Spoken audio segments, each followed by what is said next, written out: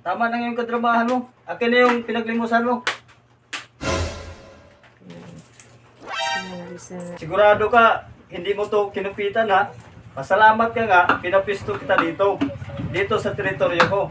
Galingan mo pa yung pagmamakaawa mo dito para makarami tayo.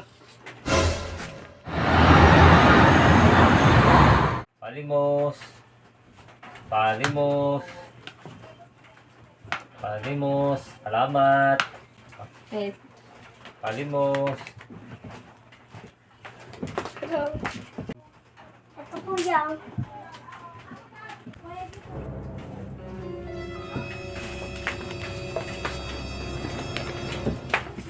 Tolong, kumusta yung panlilimos mo ngayon? Marami na ba yan?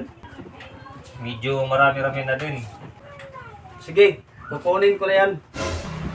Pero hindi na yata makatarungan ginagawa mo sa akin. Vic, ako yung naghihirap nagpalimos. Samantalang ikaw, pupunta ka lang dito. Para kunin mo yung maghapon kung pinaghirapan.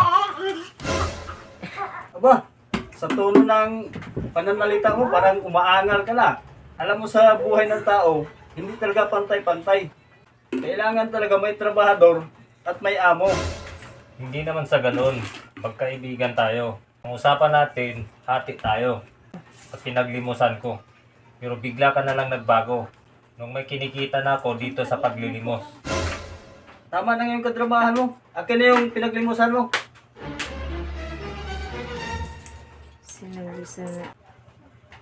Sigurado ka, hindi mo to kinupitan ha.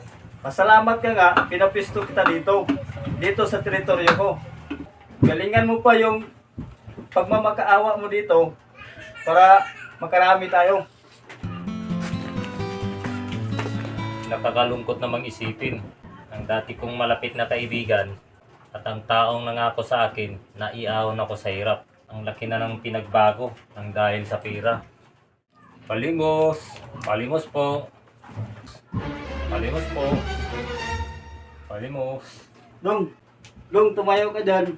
May surpresa ako sa'yo. Tara, sumama ka sa akin.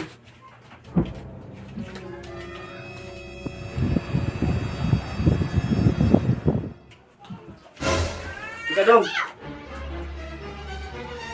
Kaninong bahay ito? Napakalaki at napakaganda. Bahay ko ito, Dong. Mayaman ka na pala. Samantalang ako, araw-araw nagpapalimos para sa'yo. Ngayon, hindi na ako magdadalawang isip na sabihan ka na taksil na kaibigan. Relax ka lang muna. Diba sabi ko sa'yo, may surpresa ako sa'yo. Kaya mo pala, dinala mo ako dito sa bahay nyo para ipagmayabang mo lang sa akin. Ang tagumpay mo na ako lahat naman ang naghirap. Mula ngayon, di na kita kaibigan. Ang dapat sa'yo.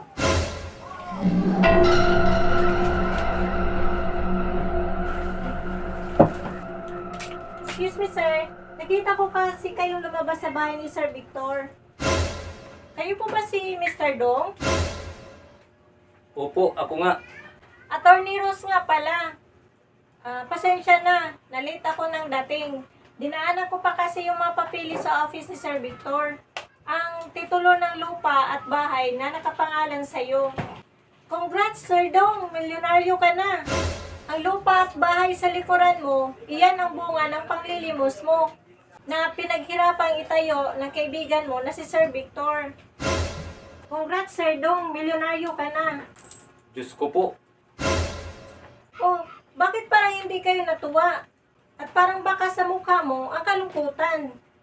Ang pumatala ko, nagtaksil sa akin yung kaibigan ko. Wala na po siya. Patawad, kaibigan ko. Naku po, bakit mo nagawa yun? Kailangan mong managot sa batas.